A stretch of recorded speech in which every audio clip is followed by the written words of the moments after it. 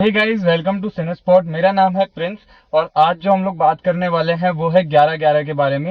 इस web series का मैं प्रॉपर रिव्यू करूंगा कि कैसी ये वेब सीरीज है, क्या इसके पॉजिटिव पॉइंट्स है, नेगेटिव पॉइंट्स है, और क्यों तुम्हें ये वेब सीरीज देखनी चाहिए। ठीक है। मेनली बात करूं तो इसके स्टारकास्ट की कि इसके अंदर कौन कौन है। अपने स्टारकास्ट हैं राघव एज युगार्या, और कृतिका एज वामिका रावत, और अपने जो धैर्य हैं उनका रोल है एज अ सौर्य एतवाल। तो ये बेसिकली जो स्टोरी है वो रिवॉल्व करती है अपने कंसेप्ट पे। मतलब एक टाइमिंग है 11:11 पे। एक बंदा है अपना राघव, और एक जो अपना शौर्य है, शौर्य एतवाल। इन दोनों के जो कैरेक्टर्स हैं वो 1990 में, और राघव जुयाल जो 2016 में है। ये दोनों आपस में बात करते हैं और फ्यूचर्स के अंदर और प्रेजेंट के अंदर दोनों केस सॉल्व करते हैं मिलकर। तो इसका जो कंसेप्ट यूनिक इसको बनाता है वो यही चीज है कि ये लोग पास्ट और फ्यूचर के अंदर बात कर रहे हैं। तो अगर ये पास्ट है, अगर राघव जो है वो पास्ट को सॉल्व, फ्यूचर को सॉल्व कर रहा है, तो वो पास्ट में हुआ। और अगर पास्ट है तो प्रेजेंट है क्या। ये इस कहानी का प्रॉपर कंसेप्ट है। वो लोगों को जिंदा करवा देता है कई केसेस को स्टडीज कर करके।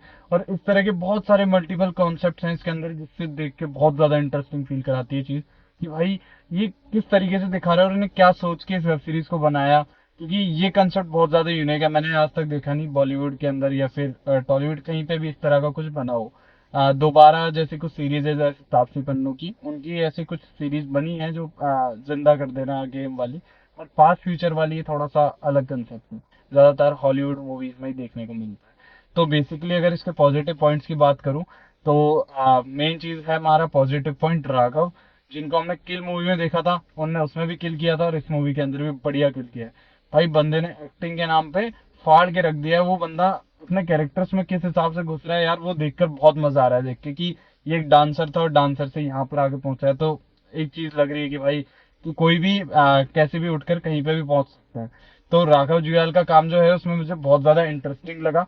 उसके बाद जो हमारे धैर्य हैं उनका काफी इंटरेस्टिंग था। लास्ट में हमने उनको गहराइयों में देखा था, तो उसके अंदर मुझे कुछ खास काम नहीं लगा उनका। बट इसके अंदर लगता है कि भाई बंदे ने बहुत मेहनत की है इसके लिए।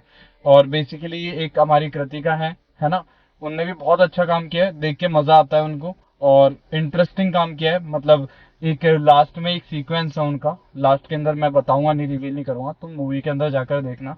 लास्ट में एक प्रॉपर सीन है उनका जो कि तुम्हें ऐसा दिखाएगा कि भाई ये क्या करेंगे, जिससे जो हमारी जो कृतिका है रावत है, ये कैसे भी करके जिंदा हो जाए या फिर कुछ कर ले। मतलब ये पास्ट फ्यूचर से रेलेवेंट है। बट ऐसा नहीं कि वो मर भी जाती है कि वो जिंदा होती है। तो उस चीज को जिस हिसाब से दिखाया वो चीज देखना तुम, लास्ट के अंदर बहुत तगड़ा सस्पेंस छोड़ा। और तुम स्पेसिफिकली ना, इसका एक जो सबसे प्यारा पॉजिटिव पॉइंट है कि तुम इसको चालू करोगे ना, तो तुम इसको ऐसा होगा कि तुम अभी खत्म कर दो। इतनी इंटरेस्टिंग लगती है कि मन करेगा ही नहीं कि एक भी एपिसोड को स्किप करे। एक दिन में तुम खत्म कर दोगे, तुम्हें पता नहीं चलेगा कब तुम्हारा टाइम निकल गया। बेसिकली अगर नेगेटिव पॉइंट्स की बात करें तो कुछ एपिसोड ऐसे हैं, मतलब कुछ ऐसे एपिसोड्स हैं जो कि देखकर लगता है कि यार थोड़ी सी मतलब बोरिंग हो जाते हैं कुछ कुछ जगहों पर। और मैंने थोड़ा सा स्किप किया है। बट मेनली ज्यादातर बोरिंग फील कराती नहीं है सीरीज। कुछ एपिसोड है जैसे शायद फोर्थ और सेवेंथ एपिसोड है जो मुझे थोड़ा सा बोरिंग लगा था, उसके अंदर मुझे कुछ रेलेवेंट लगा नहीं। और मेन चीज है कि एक एपिसोड की कहानी ये तीन उसमें दिखाते हैं।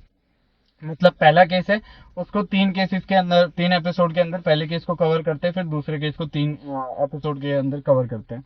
तो ये केस वाली जो चीज थी, मैं चाहता था कि ये कहानी थोड़ी और बड़ी हो, थोड़ी से ज्यादा केसेस हो। और 8 एपिसोड के हिसाब से मुझे लगा था पर्टिकुलरली हर एपिसोड में अलग केस होगा। बट इन्हें एक केस को 3 एपिसोड तक लिया है। तो मतलब एक्सपेक्टेशन थी कि मतलब थोड़ी सी और ज्यादा बड़ी हो, देखने का मन कर रहा था। तो इनको ऐसा कुछ करना चाहिए था कि हर एपिसोड में अलग कहानी, तो ज्यादा मजा आता।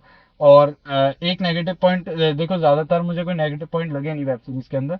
तीसरा नेगेटिव पॉइंट अगर मैं तुम्हें बोलूँ तो ये वेब सीरीज अगर 6 से 7 एपिसोड की या 5 एपिसोड की होती तो थोड़ा सा और ज्यादा इंटरेस्टिंग होती। क्योंकि अगर हम लोग इसकी व्यूवरशिप की बात करें तो स्टार्टिंग में देखा जाए तो काफी हाइप दिखा रखी थी शो के ऊपर। बट लास्ट के कुछ एपिसोड तक थोड़ी सी धीरे होते गई। बट अगर मैं बेसिकली बात करूँ तो मेरे को ज्यादा कुछ नेगेटिव पॉइंट्स इसके अंदर लगे नहीं, क्योंकि मैंने इसको बहुत ज्यादा एंजॉय किया। मुझे इस वेब सीरीज को देखने में बहुत से भी बहुत ज्यादा मजा आया। और काफी ज्यादा इंटरेस्टिंग है। मैं चाहूंगा कि तुम जाकर देखो। मैं कुछ भी इसके अंदर स्पॉइल नहीं करना चाहूंगा कि क्या इसकी स्टोरी लाइन है, क्या इसके कंसेप्ट हैं। मैं सिर्फ ये चाहूंगा कि तुम जाकर देखो, क्योंकि इंडिया में पहली बार कुछ इतना बढ़िया बना है। और इतना अच्छा बनाया। और इस बंदे ने 2 मूवीज लगातार दी है, दोनों की दोनों ऐसी दी है कि इंडिया में इस टाइप का कुछ बना नहीं है अभी तक। काफी इंटरेस्टिंग है, जाकर देखना। 11-11 नाम से Z5 पे तुम्हें मिल जाएगी, और अभी ही लॉन्च हुई है। और बहुत ही बेहतरीन है, मैं अपनी तरफ से बता रहा हूँ, बहुत ज्यादा बेहतरीन है। बाकी अगर तुम्हें कोई भी, अगर तुम्हारी तरफ से वेब सीरीज के अंदर कोई भी कमी लगे तो मुझे कमेंट सेक्शन में बता देना, और सब्सक्राइब कर लेना, लाइक भी कर देना। और तब तक के लिए नेक्स्ट वीडियो का इंतजार करो, और मिलते हैं अगली वीडियो में। तब तक के लिए बाय बाय।